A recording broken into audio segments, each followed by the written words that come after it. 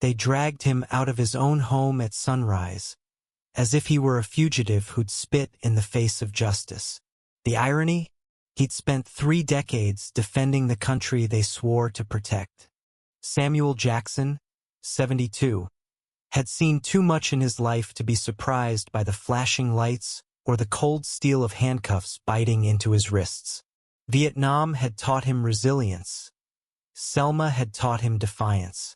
But nothing prepared him for the absurdity of being arrested in his own front yard in Jasper, Alabama, for disturbing the peace. His crime? Sitting on his porch, sipping coffee, while being black in a neighborhood that had grown whiter and wealthier over the years. The call had come from a neighbor new, jumpy, the kind who clutched their phone like a weapon when they saw him wave. Officer Ryan Caldwell, 26, was the one to slap the cuffs on. Fresh out of the academy, he'd been told to keep the peace, in a town where peace often meant keeping certain folks in their place. Ryan's hands shook as he read Samuel his rights, his voice cracking under the weight of the old man's stare. Samuel didn't resist, didn't raise his voice. He just looked at Ryan, his eyes like a mirror reflecting every mistake the young cop was too green to name. "You sure about this, son?" Samuel asked, his voice low, steady, cutting deeper than any shout. The ride to the station was silent, save for the crackle of the radio and the hum of the cruiser's engine. Ryan kept his eyes on the road, avoiding the rearview mirror where Samuel's gaze seemed to burn through the glass. Jasper's police station was a squat, beige building that smelled of stale coffee and regret. As they walked through the double doors, Samuel's boots echoed on the linoleum, each step a reminder of the life he'd live. A Purple Heart recipient, a civil rights marcher, a man who'd buried friends for the sake of freedom. Now he was here, reduced to a case number. Inside, the station buzzed with the usual chaos, phones ringing, officers shuffling paperwork, a drunk in the holding cell muttering to himself. Sergeant Linda Hayes, a no-nonsense veteran with 20 years on the force, took one look at Samuel and frowned. She'd grown up in Jasper, knew its history, knew the names of every black family who'd been hassled since the town's redevelopment started pushing them out. "What's this about, Caldwell?" she barked, her eyes narrowing. "Neighbor complaint," Ryan muttered, handing over the report. "Said he was yelling, causing a scene." Samuel chuckled, a dry, bitter sound. "Yelling? I was humming Amazing Grace. Guess that's a crime now." Linda's jaw tightened. She didn't like this, not the flimsy charge, not the optics, not the way Ryan wouldn't meet her eyes. "Take him to holding," she said, her tone clipped. "I'll call the complainant." As Ryan led Samuel down the hall, the old man spoke again, his voice soft but heavy with history. "You ever wonder why you're doing this, boy? Not to meto yourself." Ryan didn't answer. He couldn't. The words stuck in his throat like broken glass. In the holding cell, Samuel sat on the bench, his back straight, his hands folded. He'd been here before, not in this station, but in this moment. 1965, Montgomery, when the police had called him a troublemaker for marching. 1970, Da Nang, when his own country doubted his loyalty because of his skin. He closed his eyes, letting the memories wash over him, each one a brick in the wall of his resolve. He wasn't afraid. He was tired. Meanwhile, Linda dialed the complainant, a woman named Karen Whitmore, whose voice dripped with the kind of entitlement that came with new money and old prejudices. "He's always out there, just staring," Karen said, her voice rising. "It's unsettling. I have kids, you know." Linda pinched the bridge of her nose. "Ma'am, sitting on his porch isn't a crime. He was loud, singing or something. It's a nice neighborhood now. We don't need that." Linda hung up, her stomach churning. She'd seen this before. Jasper's slow, ugly shift from a mixed community to a gentrified bubble where folks like Samuel were seen as relics, not residents. She glanced at the holding cell, where Samuel sat like a statue, and made a decision. She picked up the phone again, this time calling an old friend at the local NAACP chapter. "You need to hear this," she said. 20 minutes later, the station's front doors burst open, and 3 FBI agents in dark suits stormed in, their badges glinting under the fluorescent lights. The lead agent, a woman named Agent Carla Reyes, had a presence that silenced the room. Her eyes were sharp, her movements precise, like a hawk zeroing in on prey. "Where's Samuel Jackson?" she demanded, holding up a federal order with the kind of authority that made even Linda pause. Ryan, standing by the front desk, froze. "He's in holding. What's going on?" Reyes didn't bother with pleasantries. "You've got a decorated veteran in there on a nonsense charge. We got a tip from a concerned citizen, and I'm here to tell you this stops now. Release him." The station went quiet, the air thick with tension. Linda stepped forward, her face unreadable. "Agent Reyes, I wasn't told about any federal interest in this." Reyes's eyes didn't waver. "You are now. This isn't just about one arrest. It's about a pattern. Jasper's been on our radar for months, complaints targeting black residents. Flimsy arrests. Intimidation. We have evidence, Sergeant. And we have orders." Ryan's face paled. He'd heard whispers about the town's cleanup efforts, the way certain neighbors worked with local officials to push out undesirables. But he'd never thought it would come to Thesa federal showdown in his own station. He glanced at Linda, hoping for guidance, but she was staring at Reyes, her mind racing. "Bring him out," Reyes said, her voice like steel. "Now." As Ryan moved to comply, the station's phone rang again. Linda answered, her expression darkening as she listened. "It's the mayor," she mouthed to Reyes, holding up a finger. The mayor, a slick politician named Greg Thornton, had been a vocal supporter of Jasper's gentrification. His voice was loud enough for Reyes to hear through the receiver. "What the hell is going on down there? I'm getting calls about feds." Reyes didn't flinch. "Tell him to come down here himself if he wants answers." In the holding cell, Samuel heard the commotion but didn't move. He'd learned long ago to wait, to listen, to let the world reveal its cards. He'd survived worse than this: bullets, batons, betrayal. But as the door swung open and Ryan appeared, his face a mix of guilt and fear, Samuel felt a flicker of hope. Maybe, just maybe, the truth was catching up. "Mr. Jackson," Ryan stammered, unlocking the cuffs. You're free to go." Samuel stood, his movements slow, deliberate. "Free?" he said, his voice carrying the weight of a lifetime. "Son, I've never been free. But I'm still here." As he walked out of the cell, he saw Reyes and her team waiting, their presence a stark contrast to the small-town pettiness of Jasper's police force. The station felt smaller now, the walls closing in on secrets that had festered too long. Samuel met Reyes's eyes, and for a moment, they shared a silent understanding, two people who knew what it meant to fight for justice in a world that resisted it. Outside, the sun was setting, casting long shadows across the parking lot. A crowd had gathered: locals, reporters, a few NAACP members who'd gotten wind of the situation. Karen Whitmore was there too, her face pale as she watched the FBI agents escort Samuel to a black SUV.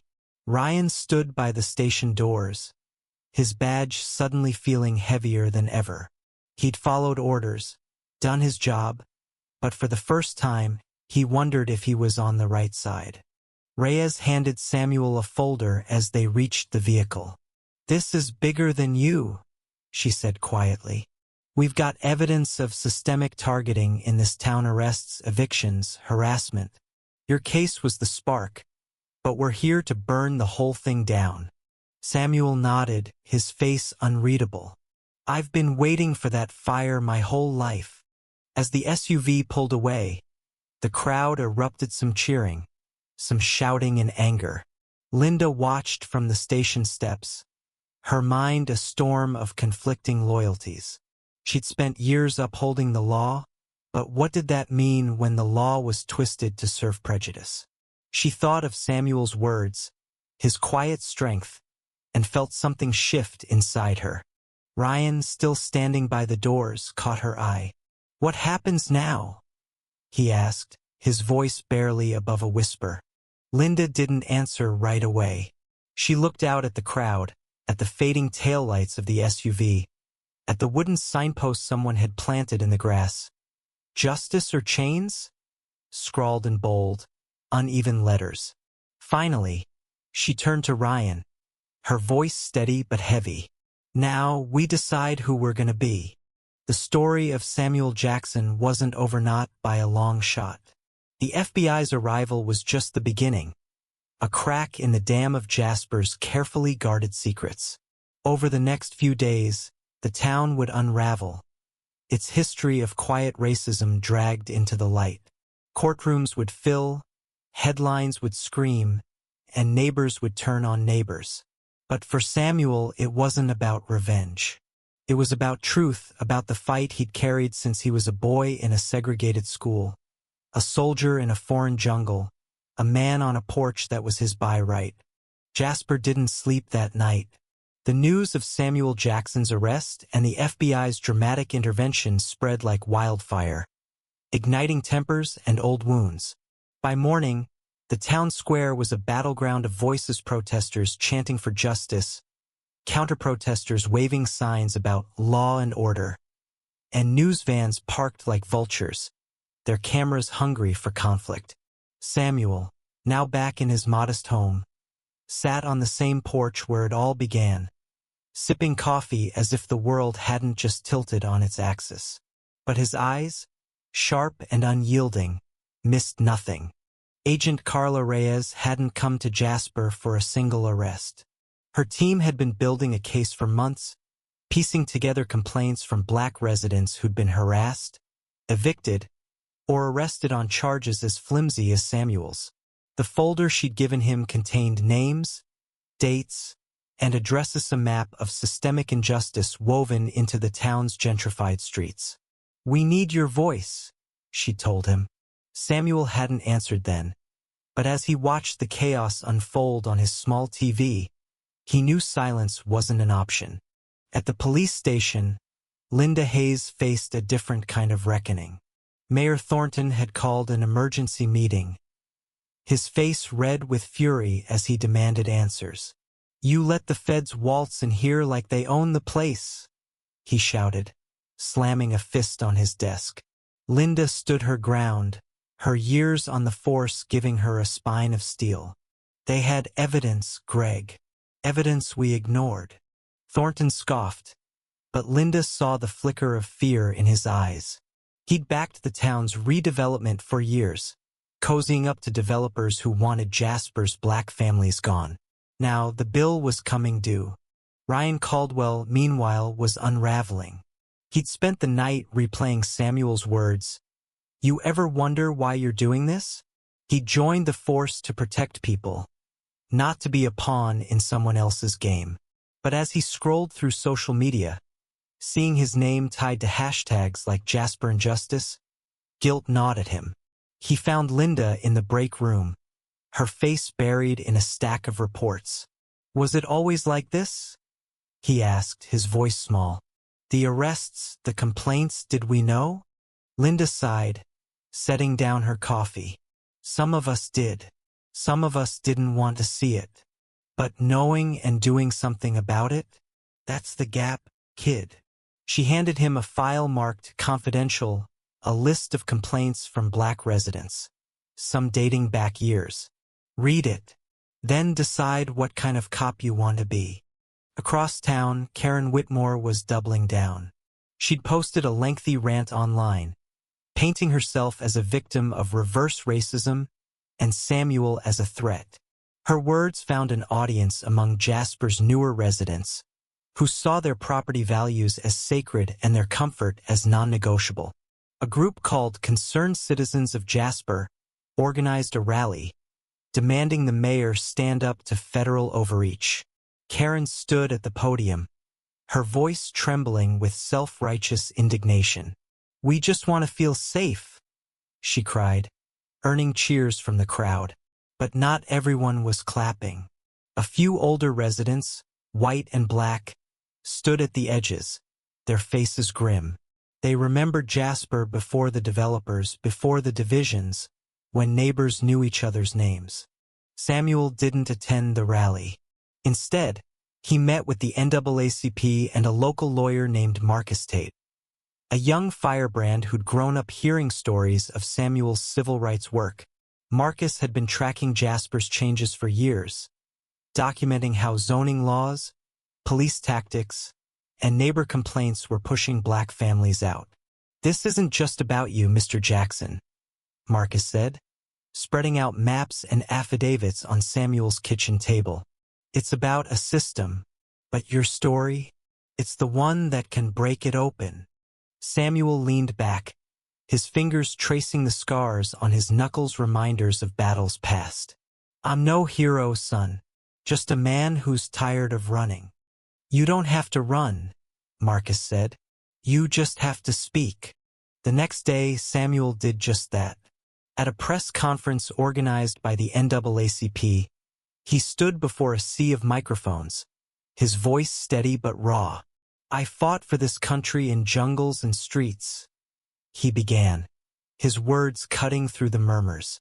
"I earned my place on that porch, same as any man. But in Jasper, my skin makes me a suspect. If that's the peace this town wants, then it's no peace at all." The crowd erupted, some in applause, others in boos, but Samuel didn't flinch. He'd faced worse than hecklers. Reyes watched from the sidelines, her phone buzzing with updates from her team. They'd seized records from the mayor's office, uncovering emails between Thornton and developers that outlined a plan to clean up Jasper's undesirable neighborhoods. Arrests like Samuel's were no accident, they were part of a playbook. Reyes knew the case could take years, but Samuel's story had given it legs. National news outlets were picking it up, and hashtags like Justice for Samuel were trending. Jasper was no longer a sleepy town, it was a flashpoint. Back at the station, Linda made a choice. She leaked the confidential file to Marcus, knowing it could cost her job. "I'm not saying I'm clean," she told him over a burner phone, "but I'm done being complicit." The file detailed dozens of arrests, all targeting black residents, all based on vague complaints from newcomers like Karen. Marcus wasted no time handing it to the press. By evening, Jasper was a national scandal. Thornton, cornered, held a press conference of his own, flanked by lawyers and a grim-faced Karen. "These accusations are baseless," he insisted, his voice slick with practiced charm. "Jasper is a welcoming community. The FBI's actions are an attack on our values." But the crowd wasn't buying it. Protesters drowned him out, their signs reading "Justice or Chains?" A nod to the wooden signpost that had become a symbol of the fight. Ryan watched the chaos from his apartment, the TV casting shadows on his face. He'd read the file Linda gave him, each page a punch to the gut. He thought of Samuel's eyes, the weight of that stare, and realized he couldn't stay silent. The next morning, he walked into the station and handed Linda his badge. "I can't do this," he said, his voice breaking. "Not like this." Linda nodded, her expression unreadable. "Then do something else. Speak out. Make it right." Ryan did. He contacted Marcus, offering to testify about the arrests, the pressure from above, the way the system rewarded compliance. His statement, anonymous at first, added fuel to the fire. Other officers began to talk, their whispers turning into a chorus. Jasper's police force, once a monolith, was cracking. A week later, Samuel stood in a courtroom, not as a defendant but as a witness. The FBI had filed charges against Thornton and several developers, accusing them of civil rights violations and conspiracy. Samuel's testimony was brief but devastating, his words painting a picture of a town that had betrayed its own. "I didn't ask for this fight," he said, his voice echoing in the packed room. "But I'm here because someone has to say enough." The trial stretched on, but its impact was immediate. Jasper's black residents, long silenced, began to speak out, their stories flooding community forums and newsrooms. Karen's rally fizzled as more neighbors, white and black, joined the call for change. Even some of her concerned citizens defected, shaken by the evidence. Karen herself went quiet, her online rants replaced by a terse apology that satisfied no one. Samuel returned to his porch, but he wasn't alone anymore. Neighbors he hadn't seen in years stopped by, bringing food, stories, apologies. Marcus became a regular, their talks stretching late into the night. Linda, now on administrative leave, visited too, her uniform replaced by jeans and a weight she couldn't shake. "I should have done more," she admitted one evening, staring at the sunset. Samuel shrugged, his smile faint but warm. "You're doing it now." Ryan found a new path, working with the NAACP to train officers on bias and accountability. It wasn't redemption, not yet, but it was a start. He thought of Samuel often, the man who'd forced him to see himself clearly. One day, he drove to Samuel's house, nervous but determined. "I'm sorry," he said, standing on the porch. "For that day. For all of it." Samuel looked at him, those eyes still piercing, still heavy with history. "Sorry's the start, son. But it's what you do next that matters." As the months passed, Jasper changed slowly, unevenly, but undeniably.